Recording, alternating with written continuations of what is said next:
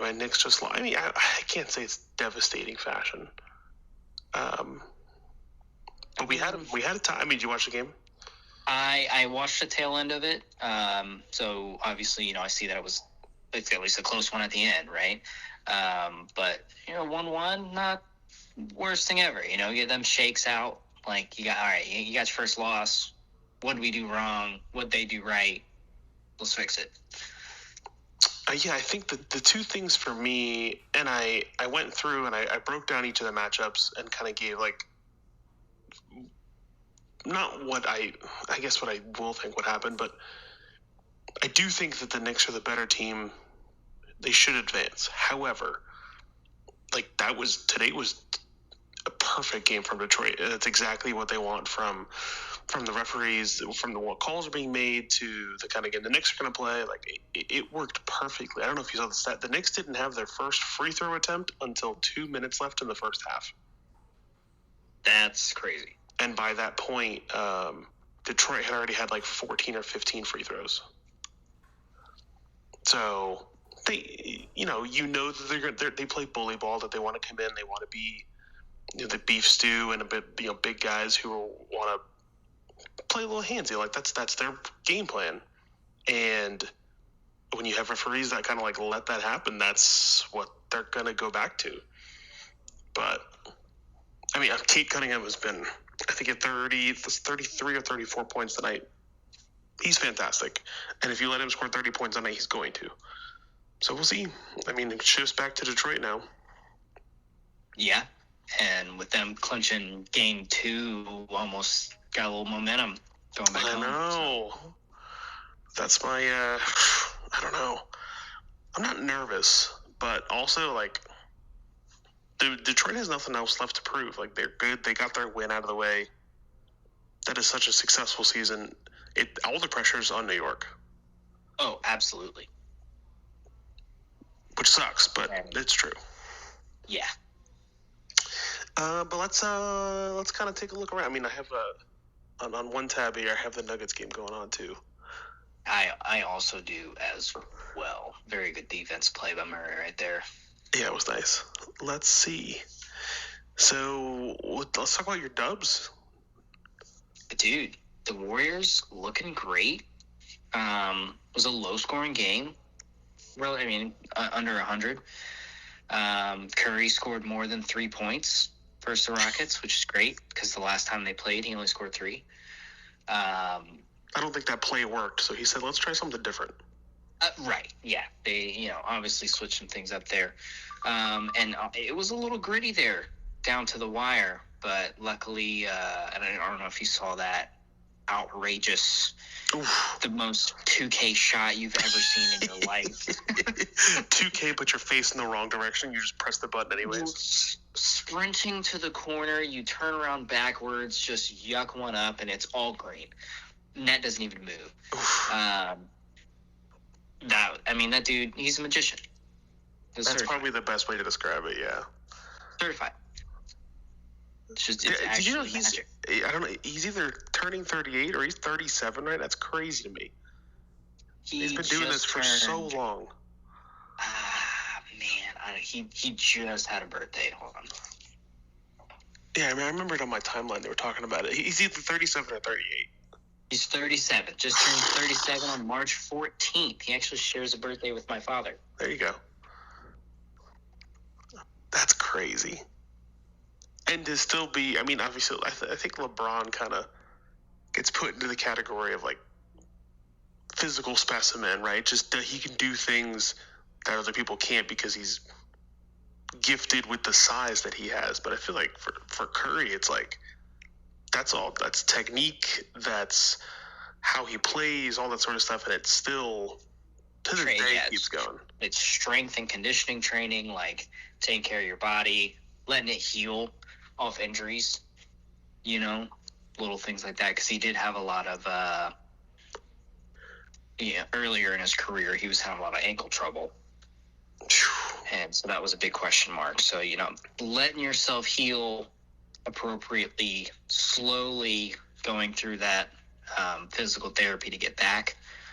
to 100%. You know, not trying to go out there and play an NBA game at 80% is honestly huge.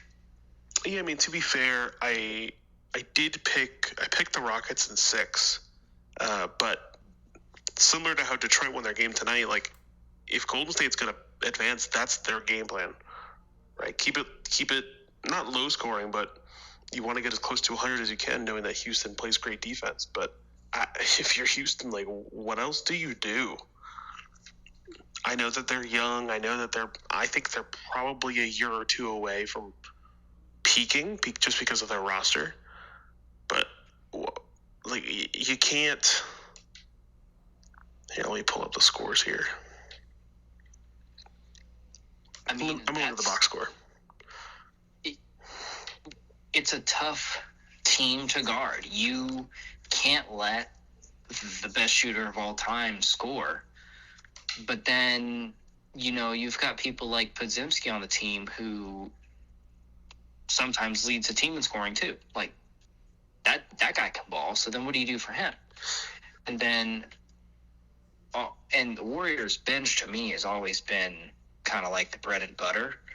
Back in, you know, one of their first championships, at least the start of their flurry of them in like 14, 15, you know, Leandro Barbosa, Sean Livingston, like those guys coming off the bench. Oh, Livingston, yeah. Naming dudes. Sean Livingston, I think, was batting 1,000 for mid-range jumpers that year. Pretty much, yeah. How do you guard that? You know, not saying any of these guys now are doing that here. I'm looking at the bench now, 7-2-5. That game was on the backpack of Curry and Butler. Yeah, no, you're not wrong. I mean, also, you're looking at Houston, right? How many you got a couple guys in double figures, but Sengun at 26 points, nobody else had more than 11. And 16 turnovers is ridiculous. That was kind of, I think, what was in the first half? They had 11 turnovers first half, and Golden State had 16 points off of that. I mean, they won by 10. Yeah. Clean up your turnovers, all of a sudden you're fine for last shot in the game. No, you're not wrong. But, like, Houston, you know, only scoring 13 points in the second quarter, that's going to do you in against a team like Golden State. I mean, I do think that the theme so far, and we'll get into the other games too, but, like, if you go cold 4 minutes without a basket or a 10-0 run, or, like, sometimes that's it. That's enough, and the game's over. Because you're trying to play basket for basket here, but if you start missing or fouling or turnovers, that's it. Costly, because you're trying to, like, get threes or get an easy bucket and force them for free throws where they might get one, hopefully not two. And it's funny you say that, because I actually was watching the game with Alex, my girlfriend, and whoa. I was like, say that again? What?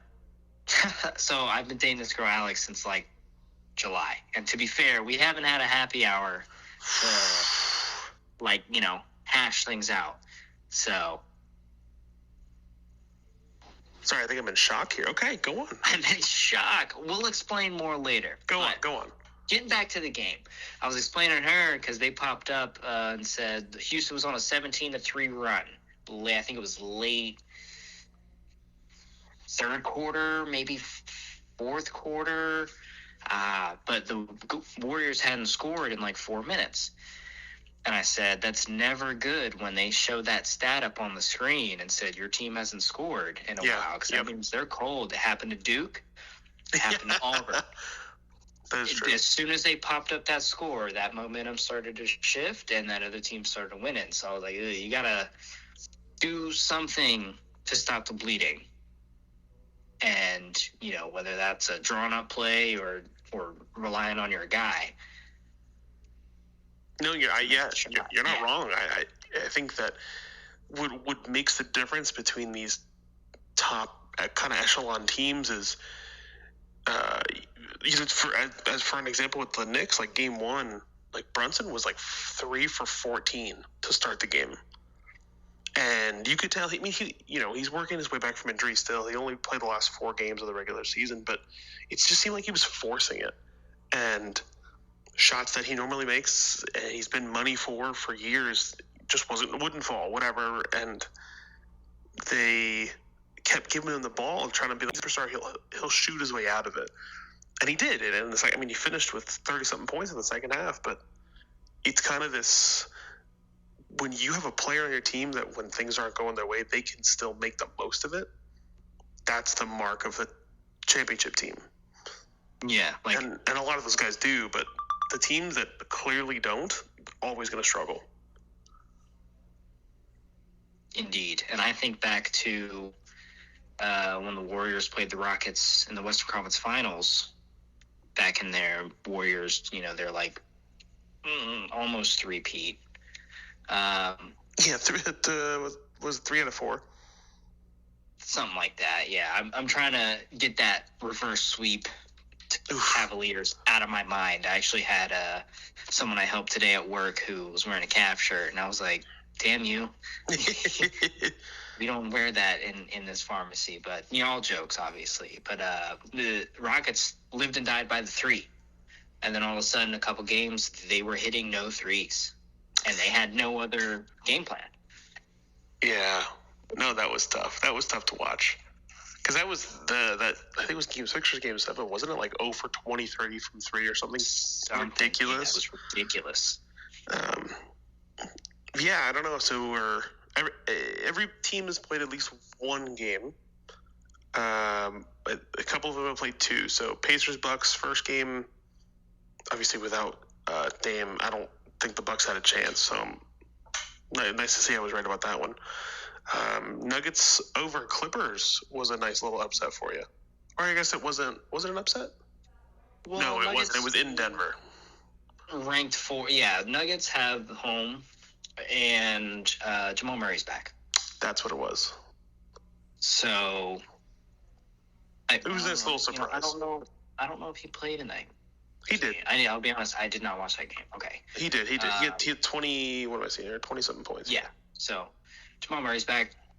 I think the Nuggets kind of, if it's not 4, it's 5. Really? I think Joker's too good. Okay. I don't disagree with you. I think the reason I ended up picking the Nuggets, but the reasons that swayed me away from Denver were you fire your coach, you fire your GM not a week before the playoffs start. Like that to me sounds like something's wrong.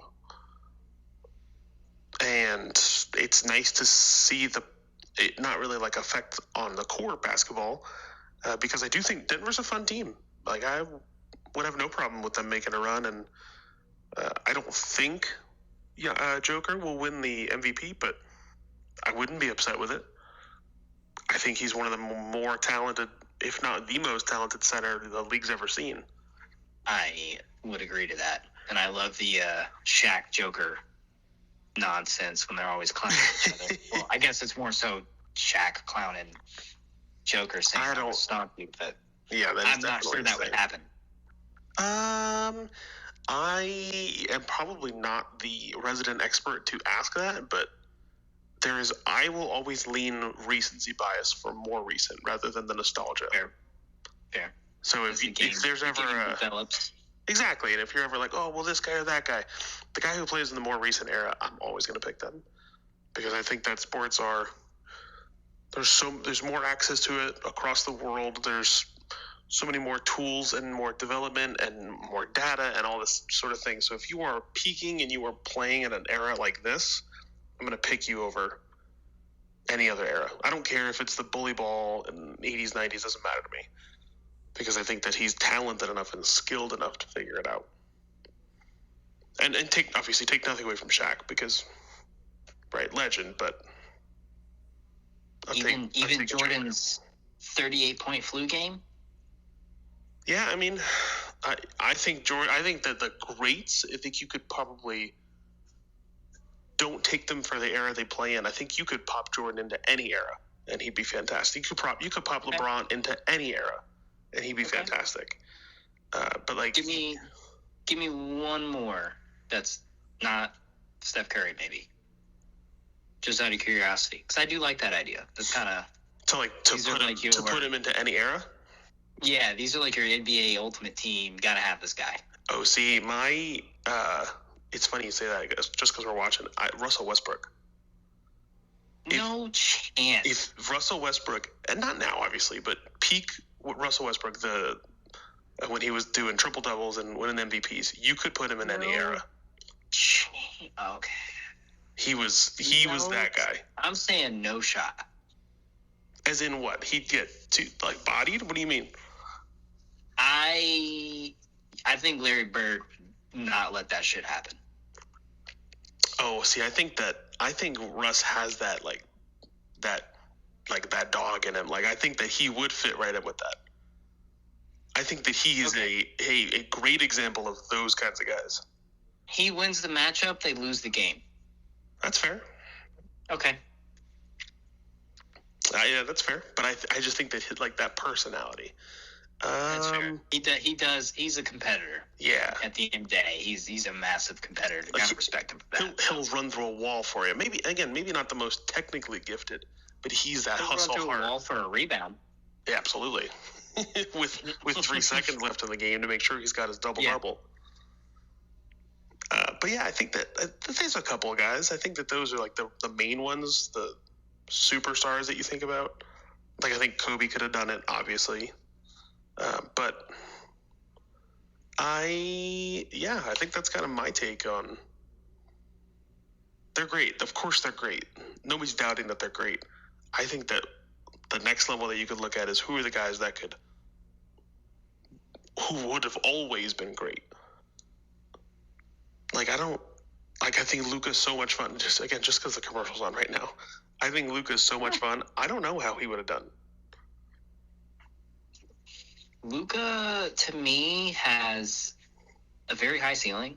Like, Luka Magic, he does stuff that, like that Steph Curry shot the other night. But then, like, some games he's a ghost. Yeah. Yeah. Like, the Lakers climbed to 2 and then dropped to tied for 3rd or 4th. And, now they're 3, which is fine. We'll see. Obviously we got a lot of playoffs left to see, but. No, you're not wrong, though. I see your point. It's almost, I don't want to say the word because it has a more negative connotation, but he's almost like inconsistent.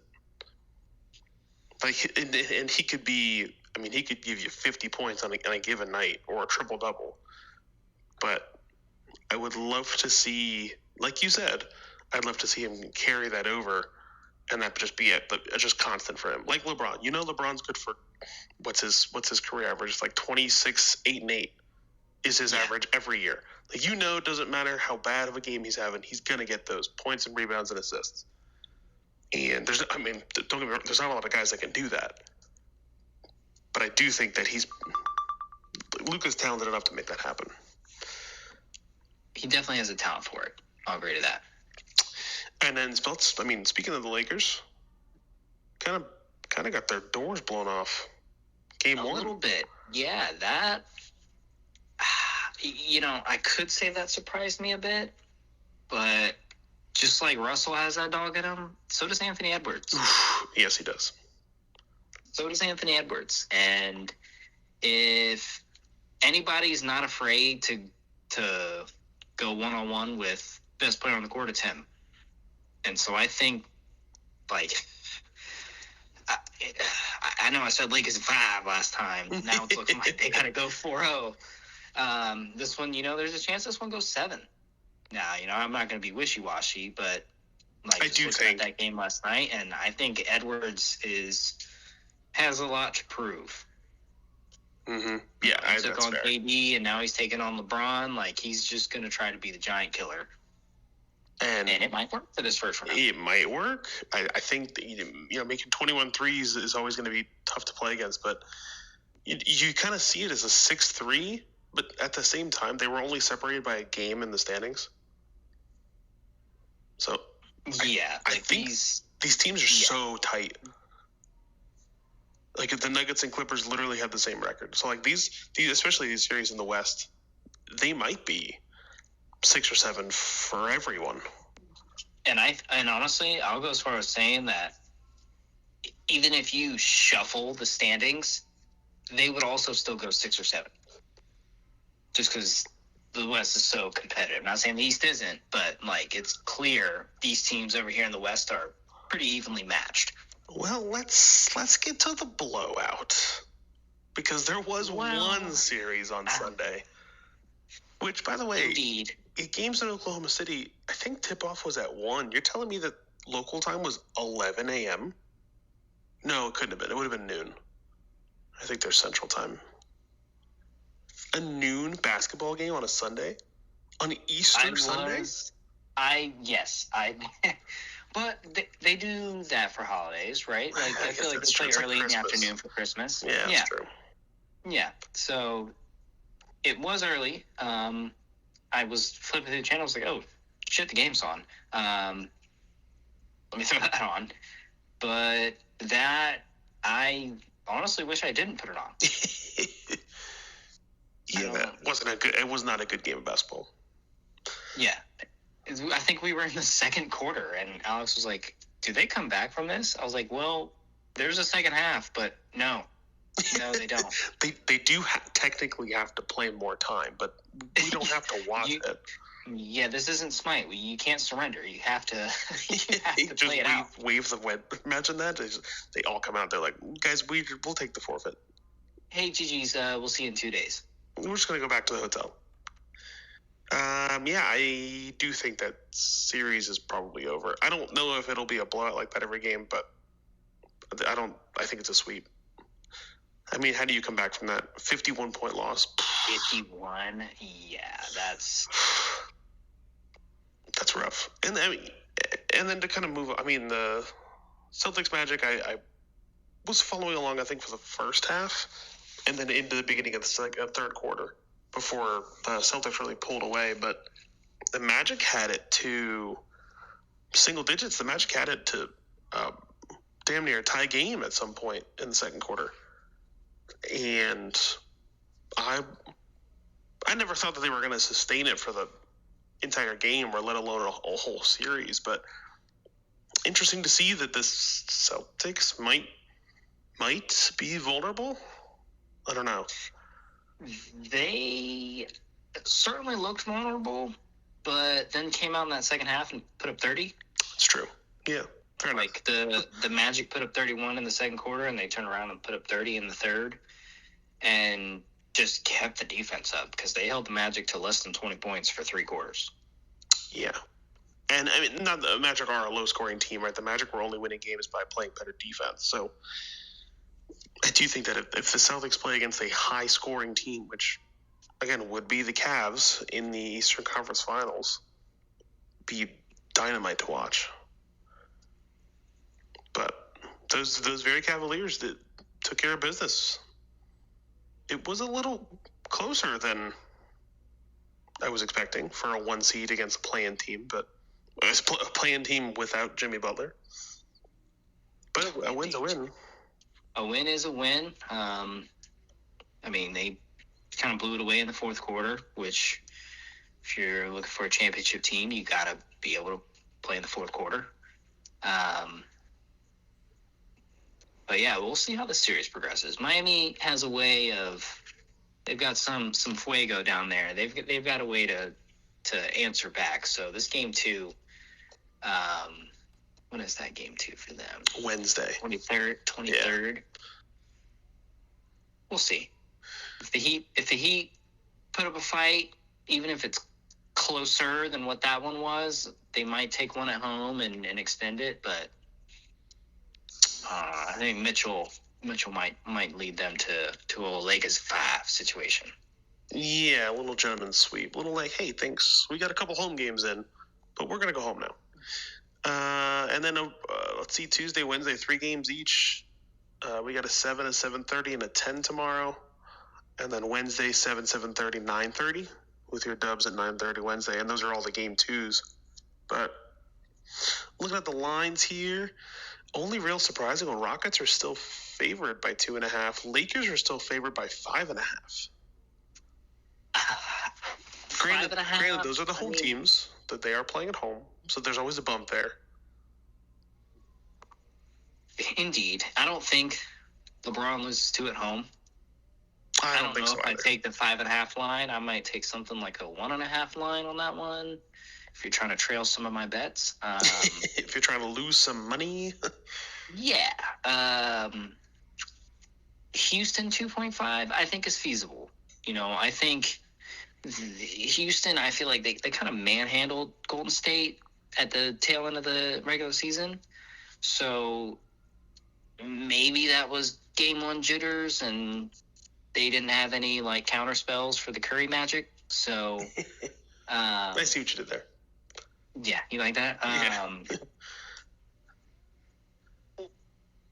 But I gotta keep faith in my Warriors. Like, I would love for them to come home 2-0.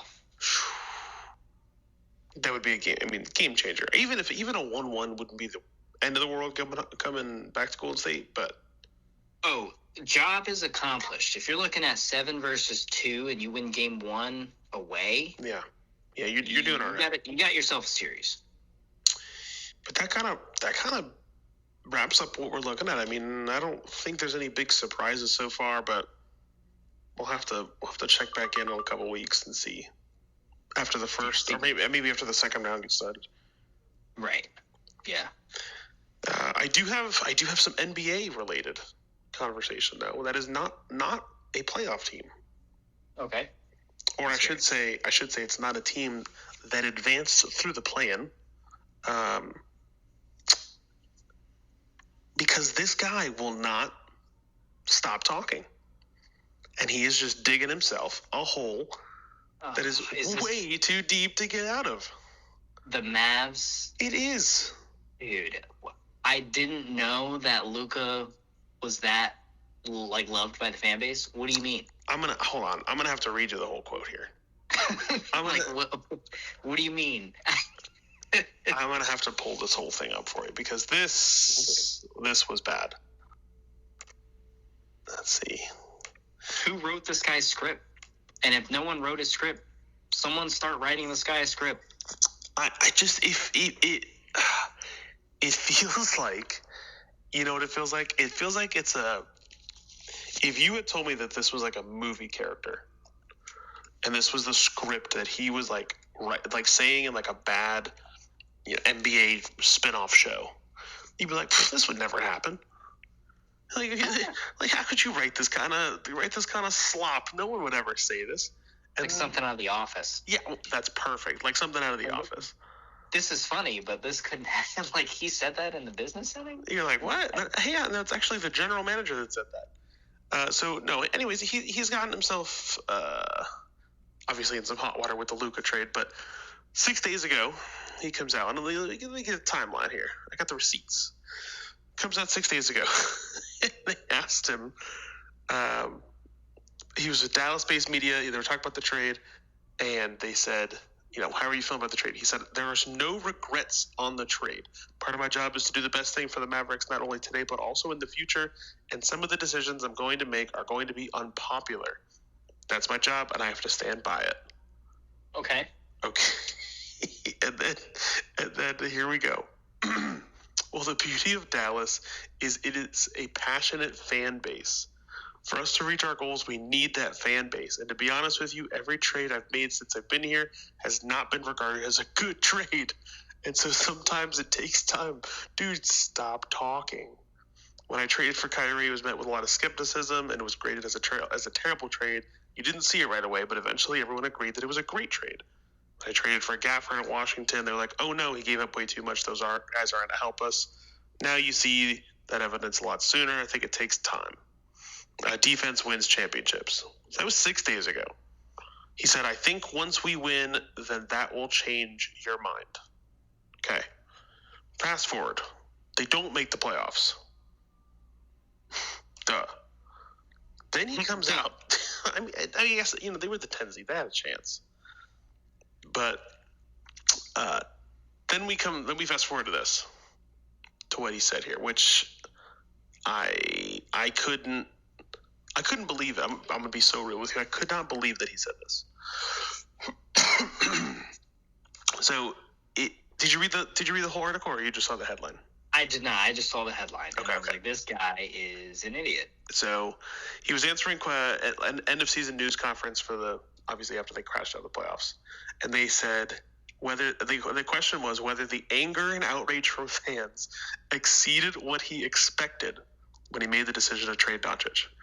This was his quote unquote. I knew Luka was important to the fan base. I didn't quite know to what level. What? How? Brother, anybody on Twitter could do your job. Look at just look at jersey sales. Oh, I did see that. He was number one jerseys this year. Like, literally, just look at that. Just that. If you were playing 2K and you had if the whole manager thing was too much and you didn't want to look at too much and you just did a little recruiting and who you need to pay the most is Luka. So the reporter asked a couple questions and they keep going. Reporter said, why should you still have a job after the turmoil of the last 3 months? And his answer, I think I've done a really good job here. I don't think I can be judged by injuries this year. You have to be judged in totality from beginning to end. Brother, your team did not make the playoffs and you traded away your franchise player.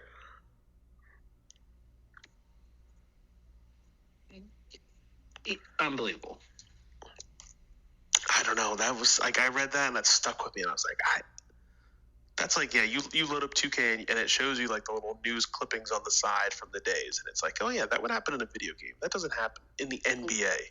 Yeah, that's like your little notifications. Oh, Timberwolves traded Doncic? What? Mavericks, Crazy. Yeah.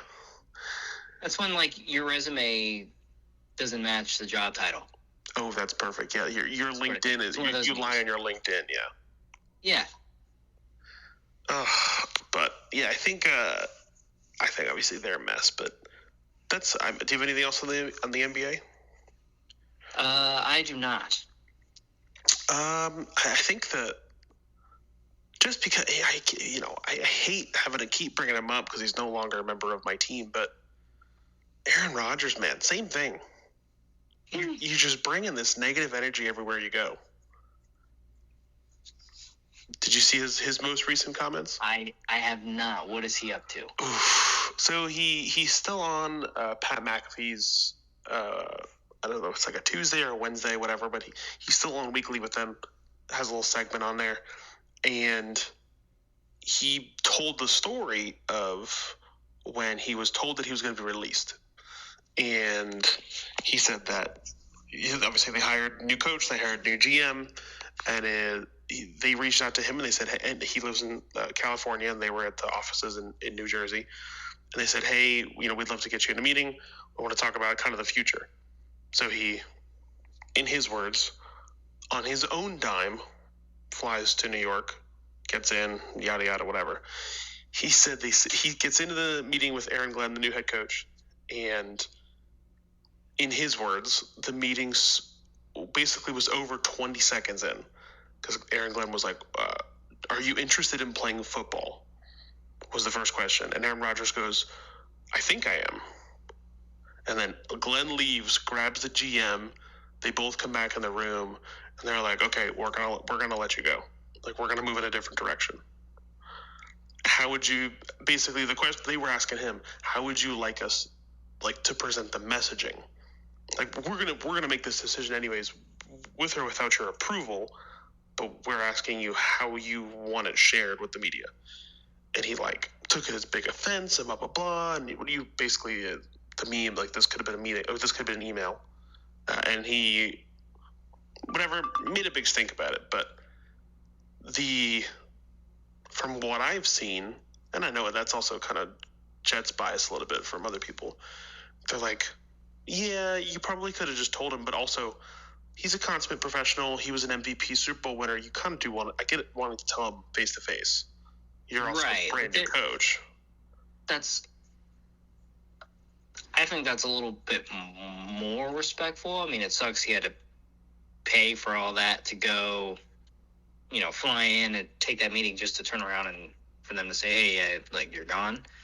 Like, that definitely could have been an email, but, from the new coach perspective and trying to help him write a narrative for it that wasn't just, hey, yeah, new coach came in, we kicked you out because, like, you guys sucked. Yes. I don't know. It's a tough situation. I don't think that the coach was wrong for doing that. And, like, if we're talking about having to pay his own dime, I don't think he's struggling for it. He's not struggling to buy a flight to New York. So, yeah, for all I know, he has a private jet. But I'm like, dude, this guy can't. And then he still hasn't said anything to commit to Pittsburgh too. By the way, who were like, I mean, the draft is in 3 days, and Pittsburgh don't know if they need to draft a quarterback or if Rodgers is going to sign with them. And I'm like, my God, I'm so glad that he's not with this team anymore. Yeah, because what's he going to do? Like, hold them out to the last minute and then sign with them so they don't draft a quarterback and then go 5 wins on the season? And then leave, yeah. Yeah, and then leave for them not to have a quarterback? Yeah, that's... I feel bad for any of my Steelers fans out there because they're in a tough spot. They indeed are. Great roster, but you're missing. You got a big hole at quarterback. So that's that. But yeah, it's just I just feel like he keeps coming up in the media, and like it's never for the right things. It's never like, oh yeah, he is so excited to join this team, or blah blah, whatever the positive news spin would be. It's always like, well, no, he was bad mouthing this, or he was talking about this experience, and he's upset with teammates. And I'm like, all right, dude, what a mistake. And I felt so good about it in the moment. Like, I can't sit here and be like, oh yeah, hindsight. I thought it was a good trade. I was excited. I was the same thing. We just needed a quarterback. I think everybody was excited. But did not work, and that's okay. No. Failed experiment, for sure. And then the last little thing I have, and I'm gonna mess his name up here. The Nico Iamaleava. Oof, the Tennessee quarterback. Well, used to be, right? Correct, used to be, yeah. Mm-hmm. Have you seen that whole debacle with him leaving? I don't know the exact details. I know broad he wanted more NIL money, and Tennessee, I'm pretty sure if this I understood it right, Tennessee was like, nah, and so he left. Yes. Yeah. Here's my thing. I think I agree with Coach Saban on this, is like, I don't mind these players getting paid, like I get to play NCAA football now because whatever. But if you were getting scholarship, you were getting paid for your tuition and your room and board and your meals and your workouts and your uniforms and stuff. So like whether you're for or against it, irregardless, it has changed the game considerably. Definitely. And now you got transfer portal to get more NIL money and stuff. So I think it eventually will create a separation in college football. Okay. That the schools with money will just always be the ones in the playoff, just because they have the money to play the best players. I don't know. It's not always the team of the best players that wins, but when you hoard a majority of the top athletes in college football, it's going to be Bama, Texas, Clemson, all the Penn State, all the Ohio State, Oregon, all these teams we've seen over the years that are consistently good. It's just going to be them in the playoff every single year. And that's my opinion. I hear that, right? I think that makes sense. I think the only pushback that I have for it is I actually think that with these other, I'm going to call them non-football blue bloods almost being like thrust into the spotlight. The UCLA's of the world, who, when was the last time UCLA played a meaningful football game late in the season, right? Versus USC, that right, maybe. Or these other schools that are kind of perennial, they're bowl teams for sure, but they haven't, or they're not going to compete on the national level. This almost forces them to, you have to go out, you have to go spend, you have to make your program interesting, hire a good coach, because now you have money at your disposal. So the Oregons of the world, right, who have been good for as long as I can remember, but not good enough to maybe win a national title. I think that once. No, didn't Florida State beat them? No, they got Florida State got murdered in that game, and then they. Hold on. I'm gonna need to. Maybe I'm wrong. I don't remember if they beat Ohio State that year. I was gonna say I don't remember Oregon winning. Hold on. Let's see. 20. Oh no, they lost to Ohio State that year. Okay. All right, I am wrong. Yeah, because that was Marcus Mariota. Yes, they did beat the hell out of Florida State. It was the inaugural in the semifinal. Got it. 2014. I understand. Yes. Okay. That, and then for some reason, I don't know why I thought they went on to win. Maybe that's just me being a deranged Florida State fan. Yeah, we lost to the champions. That's not that bad. But no, we got Jameis and that squad got embarrassed that game. Okay. That's fine. I had them playing Florida State, but I mixed those two up. But anyways, so you look at a school like Oregon that had these cool players or these cool eras. All of a sudden, you get access to a little bit of money and a good coach, which they have right now, and they were the number one team in football last year for most of the season. Now, I don't know. I don't know if that's. I do think that there are going to be more teams that enter this. The realm of who could win. Yes. Okay. Whether or not they actually do get over the hump of beating the Texas, Alabama, whoever. But same thing with that. When was the last time Texas was in it? Right. I do think that this is going to give those schools an opportunity to get back, I think, or to get in for the first time. The Arizona States of the world. Sure. Or a Boise State, or heck, even Penn State. And think about it, right? Who were the blue bloods that were bad this year? The Florida States, the Floridas. Who were your other? Auburn's normally pretty good. I'm trying to think, who are your other really good schools that didn't make a run this year? To be fair, Alabama. Yeah, Alabama, South Carolina,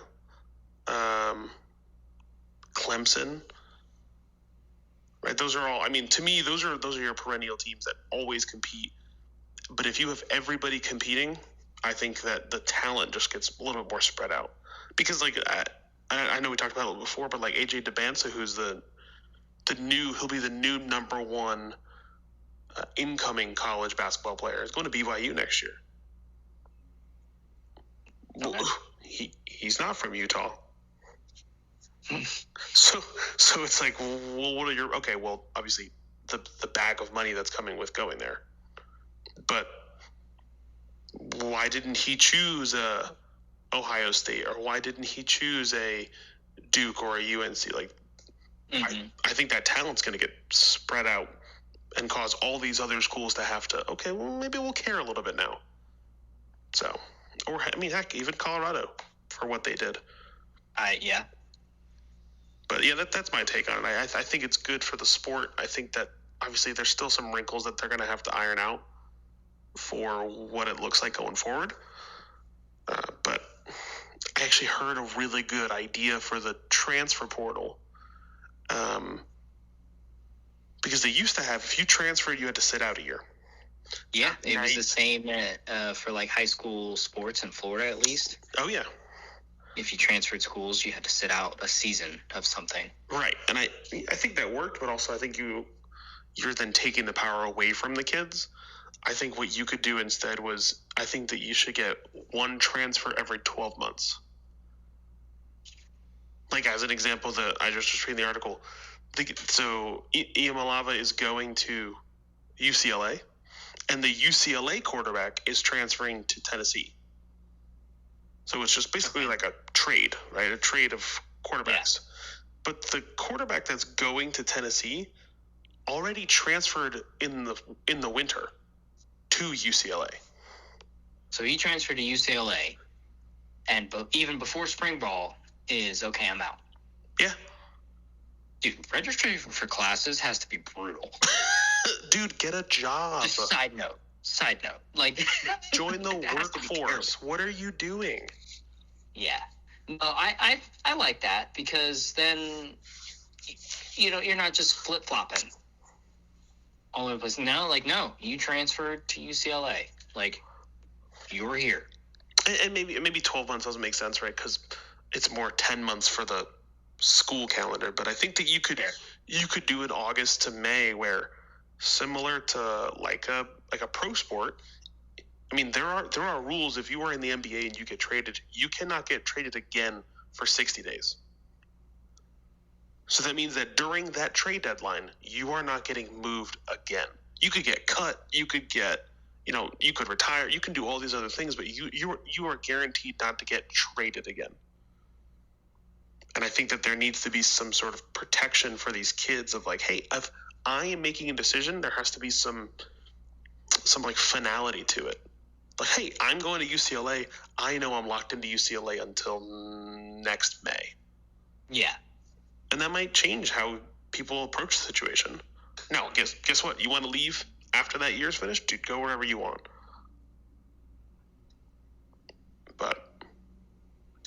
And I do think that there will be a version of that comes in the next 2 to 3 years, because these players are going to be moving every 6 months, and you're not going to be able to keep track.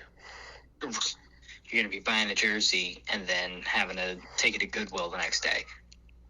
Or taking advantage of Fanatics' it's like a jersey buyback program. You can trade it in for free if your player gets traded. Ooh, Fanatics going to be pissed. Yeah, right. Yeah, those are my main things. Just wanted to chat about. Awesome. Well, this NBA playoffs is blossoming. This game is tied here before half, less than a minute. And Joker hitting threes just looks wrong. I don't even think he leaves his feet. Like, he is just like, it's just like a stretch for him. Essentially, that's what it looks like. And then, this also happened this evening. Apparently, Ovechkin scores his first career OT playoff goal. Oh. Wow. That's crazy. I mean, how many games of his career are going to OT? How many playoff games of his career are going to OT? You'd have to break that down. But still an interesting. No, that is interesting. I do think it's also tough because hockey is first goal wins in overtime, so it's not like you're having multiple goals in overtime. And if you're him, they're not letting you shoot. Oh, hell no. So, they're going to say anybody but you. Like, we're just going to stay on top of it. Yeah, that's too funny. Well, we'll make sure we'll get Michael after the draft that's coming up this weekend. We'll get on and see, because there will be, guaranteed, there will be one dumb team that did not follow what everybody said to do. And then there will be one team that followed exactly what they were supposed to do. And they're still going to get clowned for it. So we will be the clowners. Don't you worry. Absolutely. That's what we're here for. As long as it's not my Jets, I am going to be over the moon. But I'll save that for Monday. All right. Sounds good to me. All right, homie. Well, good luck. Good luck to your Dubs on Wednesday, and we'll check in then. Appreciate it. See ya. All right, take it easy.